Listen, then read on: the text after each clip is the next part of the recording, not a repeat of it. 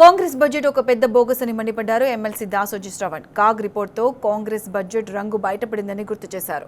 2.29 లక్షల కోట్ల బడ్జెట్ అయితే వచ్చింది మాత్రం 1.38 లక్షల కోట్లు. ఇది ఆర్థిక మోసం కాదా అని ప్రశ్నించారు. టార్గెట్ 100 అయితే సాధించింది కేవలం 60 మాత్రమేనని తెలిపారు.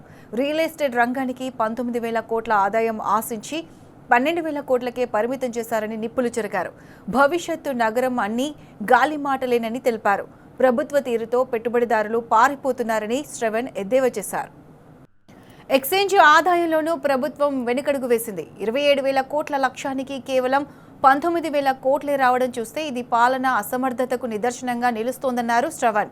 ఢిల్లీ యాత్రలు, ఫోటోషూట్లకే పరిమితమైందని చెప్పారు. 22,000 కోట్ల గ్రాంట్లు అడిగితే వచ్చింది కేవలం 4,000 కోట్లేనని తెలిపారు. కేంద్రం నుంచి నిధులు తేలేక ఢిల్లీ ముందు మోకరిల్లిన రేవంత్ ప్రభుత్వంపై దాసోజు సెటర్లు విసిరారు.